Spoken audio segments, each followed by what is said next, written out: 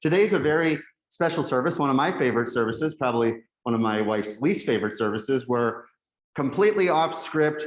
The sermon is comprised of the questions from the congregations. And these questions, known as the question box sermon, these questions are given by all of you. In your order of service, you may have seen a little index card, and there are some pieces, pencils, and Jana's in the back in case you need one. You raise your hand. And if you're online, you can also be thinking about questions. The idea is during the offering in a little bit, we're gonna allow, you're gonna be able to turn in your question on the into the offering plate, and Kevin will sort through them and bring them back up here for the sermon.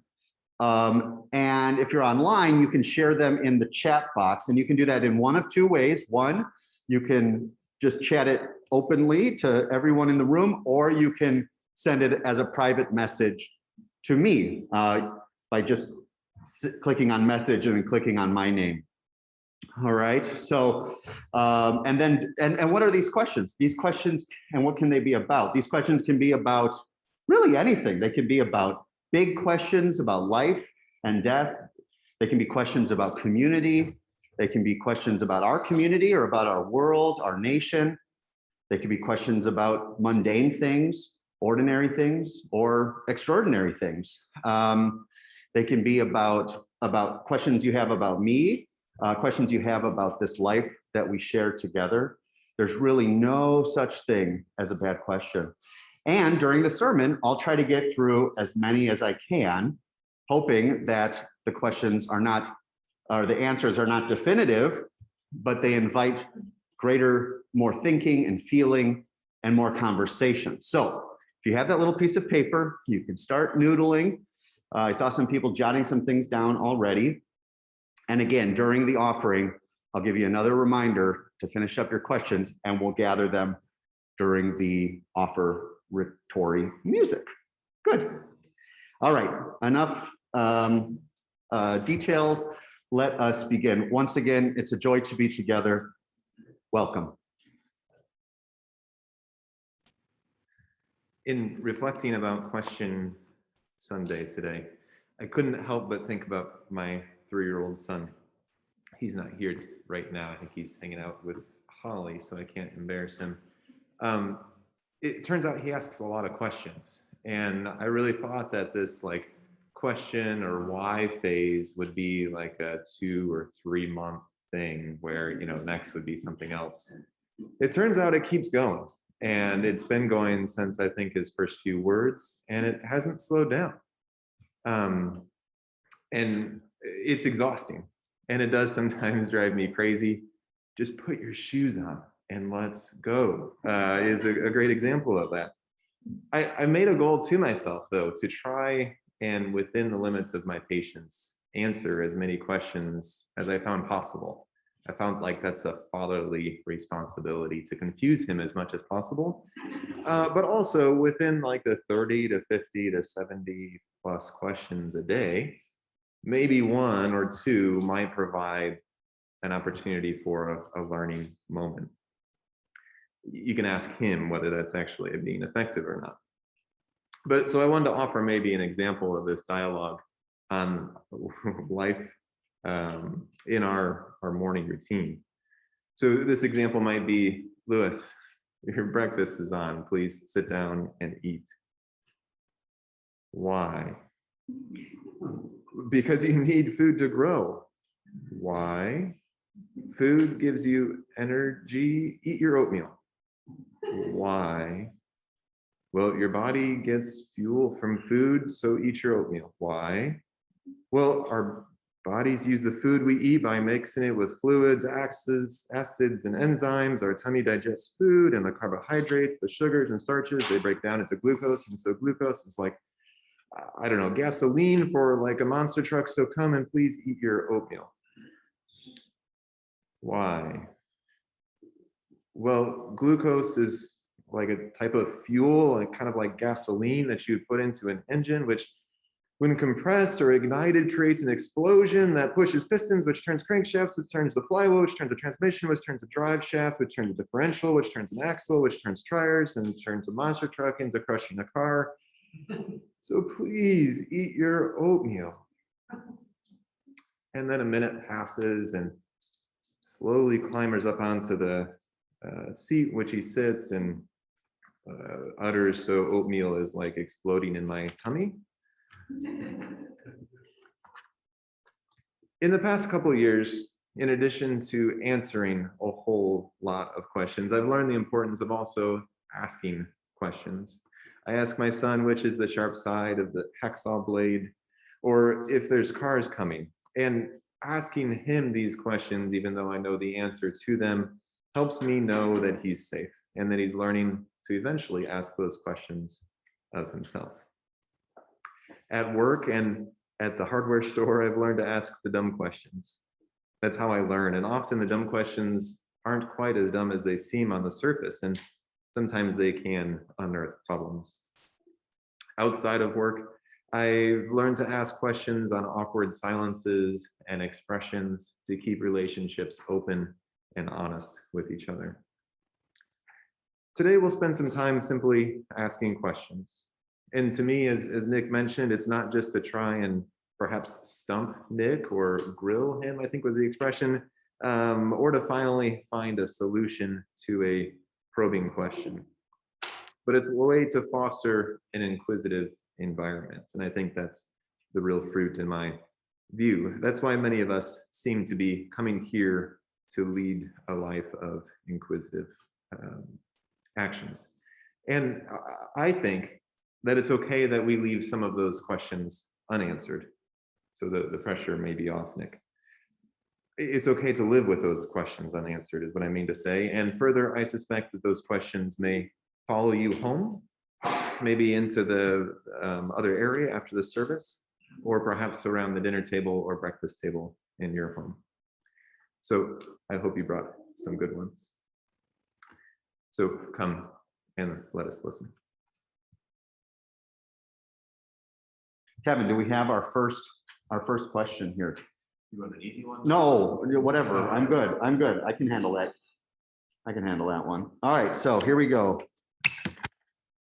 What practical things, and I've not read these, what practical things can we do to dissolve the great divide of our world today? Great, excellent, excellent. What practical things can we do to dissolve the great divide in our world today? So one of the things I would suggest practically is to cultivate a practice of some type of spiritual, meditative, ethical, journal kind of practice, okay? So how many of you would say, I have a regular spiritual practice, or something that you would define as a practice? Okay, I see maybe 4, 5, 6. So what is a practice? Spiritual practices sometimes you stop after the first word if you're not that spiritual, but a practice is something that actually helps you to practice being in touch with either the suffering of the world, the suffering of your heart, being in touch with mindfulness exercises or things like that, helps you be in touch with your body, be aware of your body, of your existence here. And if we don't have a practice personally, it's really hard to affect change beyond ourselves. So I really encourage folks to think about what would a practice look like for you. And you might actually have a practice and you don't really know it. You don't call it a practice. And because you've told yourself that doesn't count as a practice. So I'd encourage you thinking through your life, what helps you to practically engage your day-to-day life so that you can be more present, be more in touch, integrated with your beliefs as they integrate with your actions, and move from there. Now, that was the first part. The great divide in our world today is quite immense, and it can feel overwhelming, as Connie kind of threw her hands up and said, good luck. What I would say is the great divide in our world today is not just in our world, but at the dinner table on Christmas or Hanukkah. The Great Divide is in the grocery line at Kroger. The Great Divide is at water aerobics or other places that you might go, pickleball club. And so trying to not overwhelm yourself by saying the Great Divide is like this chasm that, you know, separates like a big earthquake that separates like the San Andreas Fault, but instead recognize it's available to be noticed between any two bodies, between any two hearts, and that just as there could be a divide in that space, there could be a healing as well. So trying to get that macro micro approach. The second question, what is your favorite birthday cake? Huh. Not that my birthday's coming up. Let's see. Mine would probably be something with peanut butter. So it could either be something with peanut butter, like, yeah, peanut butter, something with peanut butter. That second one was harder than I thought. They gotta get these sorted. There's a couple. Good. Merged together. All right. And if you're online, this is your time to write in the chat box if something comes up. And if you are just like, okay, now I'm feeling the courage, you can raise your hand and write it down and Kevin will come to you. So here's the next one. Is there a reason why we have stopped having members light the chalice? Great question. I feel it is a great way to feel a part of the service. Whoever wrote this question is very brave, but we stopped lighting it for a couple of reasons. One was we were out of practice of doing it for like 18 months or like a year. And then when we came back, prior to going away, we had our 4th to 6th graders commissioned to be chalice lighters. Remember that? Betty and Ben and some others who are now in our youth group. And so we actually trained them about what it means to light the chalice and do it like that. And so that process got waylaid. And then we had the pandemic. And then when we came back, I think part of it was we were outside, so we weren't actually lighting a chalice. And then we came back and we didn't have our children in the same volume as before. And so I think for practicality purposes, we just said, let's keep it simpler because there would be days where there'd be 10 people in person and things like that. And that was really hard. But someone I was talking to, I don't know who that was. Was that Louise maybe, or was suggesting, you know, maybe there would be some hybrid approach, and we just honestly haven't had time to implement that. So, and some of this, just, you didn't ask this question, but some of this is because the culture of the church kind of changes over time, right? Back in the day, it could be really easy, like, oh, Melissa, will you just light it, you know, 2 minutes before? Melissa, will you just light it in a couple of minutes? Well, we'll just find someone to light. We'll find someone to greet. We'll find someone to make coffee. It'll just happen. And the reality is sometimes that does work and it does create a sense of involvement, but sometimes it's can be chaotic. It can be a burden on leaders. And it doesn't necessarily always, there's a balance between, what is it called? Spontaneity and disorganization. And so I think we're trying to find that middle ground between planning ahead and allowing the unknown to emerge, right? So I hope that we integrate more people lighting the chalice in the weeks to come and in the year to come. Do you think the Packers will win the Super Bowl? Who wrote this? I know my wife's handwriting. I think it's going to be tough. You know, we got, I think the NFC is a really loaded football conference. I would say it's 49%. I feel a little bit less. Well, okay. We'll see who makes it first, the Colts or the Packers. All right. How has being a parent informed your view of the world? So if Holly is turning 3 on January 1st. So we've had almost 3 full years of making it. And we have another baby that's due in March. So if you've been following along at home, it's dramatically changed the way I view the world. I think about the vulnerability of children. I think about being raised a Unitarian Universalist and how important it is to not only have my daughter have a wonderful children's ministry program here and youth ministry, but others like Margot and Betty and Willie and Rittenhouses and Barringtons and everyone, Lou and how important that is, to really understand continuity and generational passing of the liberal tradition of religion. So it's been really important from my professional standpoint. Personally, it's helped me slow down, try to be more present, re-get into imagination, creative games at home that I don't know the rules for. And I think Kevin, thankfully, we're not on a question kick, but we're definitely on, some other kinds of kicks. So yeah, I would say it's deeply informed my sense of the world, and also I recognize the privileges that Holly has, that our family has, that a lot of families or children don't have, and so trying to be really mindful about not universalizing my particular experience. Universalize the particular is a trap. Generalization. Oh, everyone must be feeling like this or whatever, and that's just not the case. So really trying to be sensitive, empathetic, and generous in my charitable donations, my volunteer service. I'm on the board of directors for Turning Point here in town, and supporting families experiencing domestic violence or intimate partner violence, and how much that integrates with children.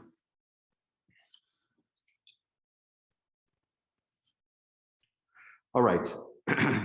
Ooh, okay. Okay.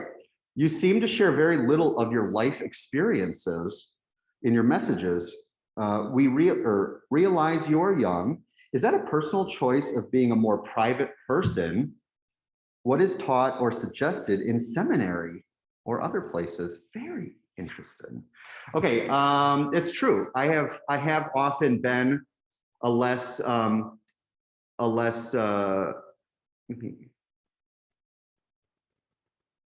I've often been a little bit less storytelling in my sermons. And I think some of it is an assumption that my experiences of growing up in the 2000s or the going to college in the late 2000s might not be relatable, and so I'll go for a different route. And so there's just a natural young minister vibe around that. I haven't really thought about whether I'm a private person. I'm very much a social person, and so I think it's just finding a balance. In seminary, seminary is complicated because it's like there's often a text that you're reflecting on, and we have sermons every Sunday that have some sort of text, modern or ancient, more modern than ancient for our congregation. So there's the engagement of the text, there's the engagement of the larger theme, and so some of the meat of the service, or the tofu, sorry, of the service is spent engaging in a practical way these themes for our everyday lives. And I think that there could be some real benefit in weaving in more stories. And I think part of the complexity is finding the best use of those, 1,800 to 2,000 words. But I've often been told simultaneous to that when I share stories, they're very engaging. So helpful reminder to not be self-conscious of sharing those stories. Okay, here we got one online. What do you, Hattie, and Holly do for fun these days? Well, yesterday we went to Nature Club, which was this group of, 12 families, and we met out at Roberts Tree Farm on the southwest Bartholomew County, maybe just into Jackson County, and had a really great time going on the hay ride, and it was very windy and cold. Made some ornaments, had a pitch in, and so every Saturday, we're going to be having this nature club during the winter. So it'll be a winter nature club. So that'll be a fun family thing. What else do we like to do? We like playing with our animals, playing with Holly's toys. You know, we did gymnastics. That was a lot of fun. Holly loves cooking with Hattie and me.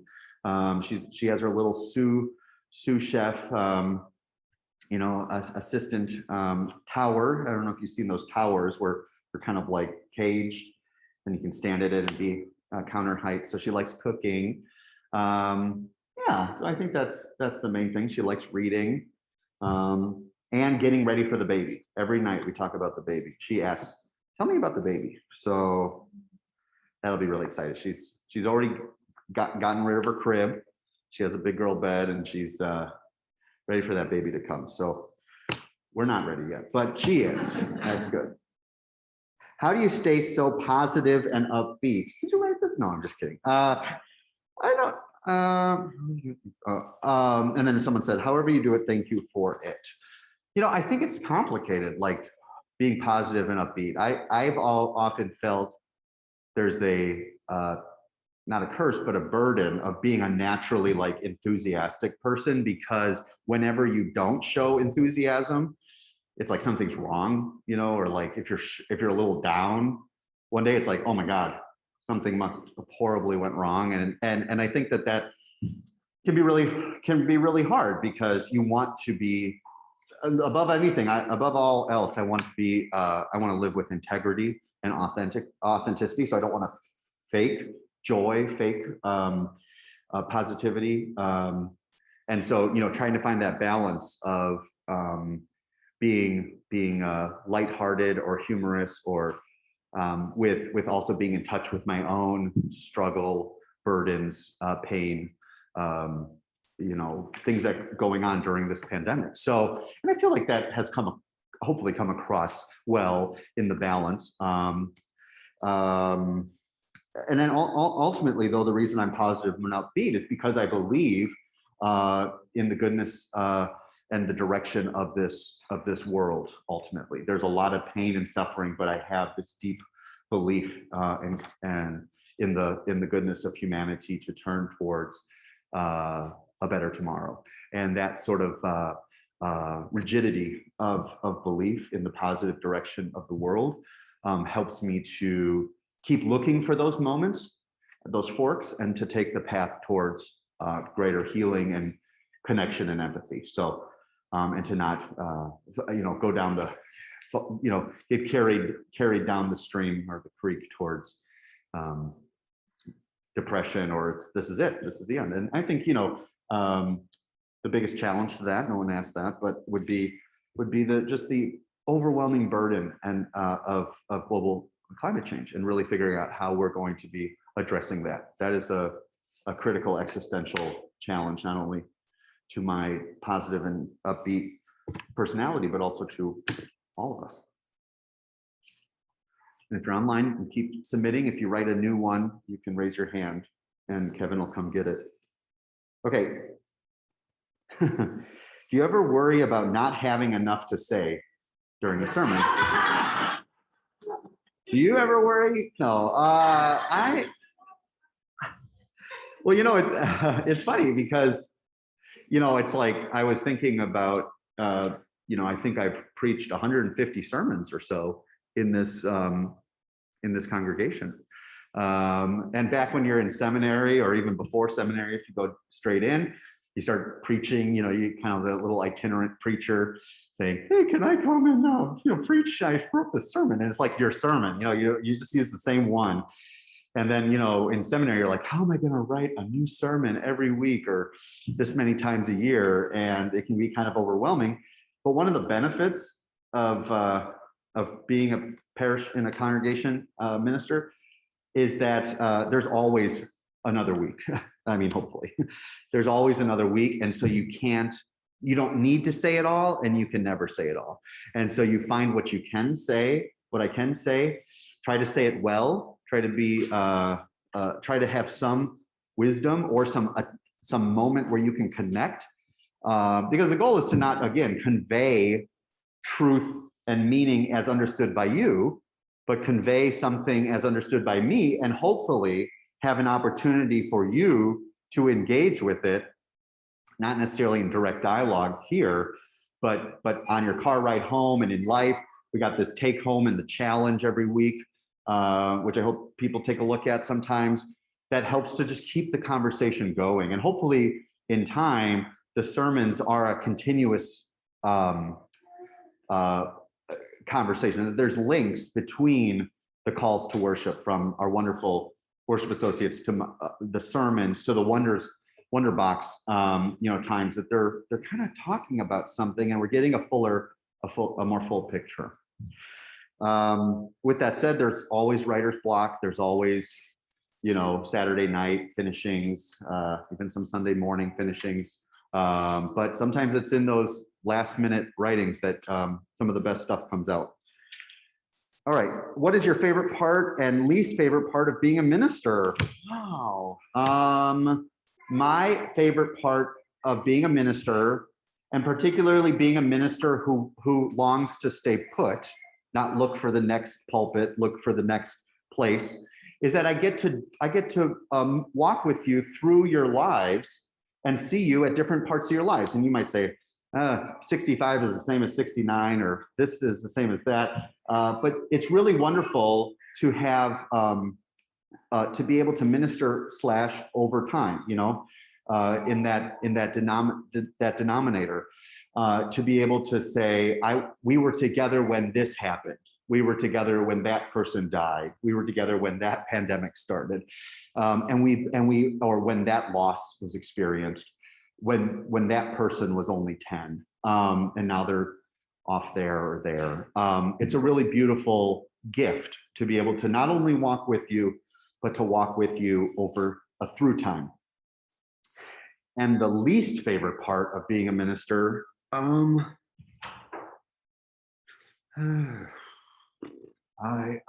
let's see. I would say one of the, least favorite is the right phrase, but it's hard at times being an enthusiastic person, as I mentioned earlier, because it's hard to be sometimes the most enthusiastic person in a room.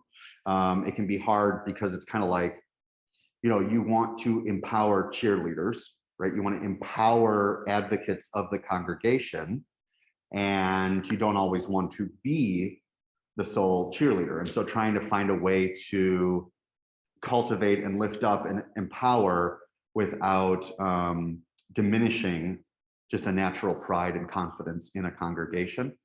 I don't know if that's a cop out answer, but I think that's hard. It's trying to figure out how to constantly get others as hyped about what we're doing here as I am. Okay, two more, unless there's anything else comes online. Are we considering taking some of the second floor at the temple? Great question. I wonder if this is Terry. How are we looking at that? No. It was just like, just looking at this. Are we looking at the possibility of purchasing the acre lot at the corner? Oh, I know. There you go. Good. So these are two really good questions. Okay, so if you didn't know, there's a Hindu temple being built right there, and it's 10,000 square feet. Why is it 10,000 from 8,000? Well, because the second floor of the first 20 by 80 is I was up there the other day, got some videos if you want to see afterwards, is turned into a second floor in a huge open concept with two actual breakout rooms. So there's two breakout rooms and then a huge space. That was one of two options. One was this open concept like this, which is kind of less expensive because they're over budget, as most projects ever are. And then the second option was some more breakout rooms, a bathroom, some other things. Okay, so that second floor is going to create tremendous amount of space, most notably on Sunday mornings when they're not having programs on Sunday mornings. And as you know, before the pandemic, we had a facility study committee that was studying our facility limitations here, which, the pandemic has wiped a lot of our memory. But this morning, for example, it can feel a little crowded, you know? And so there is this tremendous opportunity of thinking about how we use space that can have mutual interest between our two congregations. And so some of those conversations have been talked about. Because they'll continue to use, like there's an event, what day is that? Maybe next Sunday, I think, here at like 6 o'clock, that they're doing some sort of program on the Bhagavad Gita. And so they're going to still use our building for some things. And so it's trying to figure out, how do we not go into next year that never experiencing that building? Not out of like, that's fair, but out of like cultural loss, the experiential loss of and diminishment of the relationship. If they only experience art and we're like, I've actually never been in there. So the hope is that there's a greater mutuality there. In regards to the lots, I don't know if it's the same lot, but those two houses on the corner, one on the corner and then the next one, which really then butt up to the Golar or the Hindu temple, the house on the street. Those are completely falling apart. I don't even know if anyone's living in there. At least one, I don't think is anyone living in there. And it could be an amazing frontage acquisition, so that from the corner all the way up, there could be additional green space or gardens or other things, a larger marquee on the corner of 525. That has not been named. And my sense is that we just don't have inside knowledge if there is some openness to selling. So if you got any knowledge, let me know. Finally, oh wait, okay, two more really quick. I know we're long. When do you anticipate the Hindu society will move into the temple? Okay, great transition, thanks, Kevin. They are finishing up most of the drywall flooring in the next, 6 to 8 weeks. And I think there's going to be like a soft launch, but I think due to some other things, like their first big events are probably not going to happen until I can't say for sure, but like April to June or something like that. I'm not really sure, but there will be lots of celebrations and ways for us to interact. And finally, okay, really quick one. How do you envision UUCCI evolving over the next 5 to 10 years within the spiritual campus involving the Hindus, the Jewish community, and possibly other religious groups? We have so much potential, not only to grow and thrive as a congregation here in this building, this congregation with a 54-year history of inquisitive minds and seekers and folks who come from all different walks of life, but to grow in with bridging experiences with other cultures and religions on this campus. The grounds have been more utilized during the pandemic than when I was here the first 2 years. So much more engagement on the grounds, the use of the fire pit, the beautiful labyrinth. This space can be increasingly a destination for people who are wanting to learn about spirituality and history and ethics and how to live practically in this world, in this divided world. And it can also be for folks in our wider community who want a beautiful space for a half-day retreat, to bring a board out or do something that just creates a sense of serenity, a little bit of an escape from the world. I think the questions about that corner, just the larger campus plan and how we're creating an overarching campus plan does need to happen, not only on the physical, practical elements, but also on the programmatic and governance and legal and financial elements, so that we're really moving forward with a financial understanding of how we're going to keep growing this. And I feel like it's in part one of the reasons I was brought here as the minister, was to help cultivate us in this community and us in relationship and partnership with those beyond our walls and within our walls.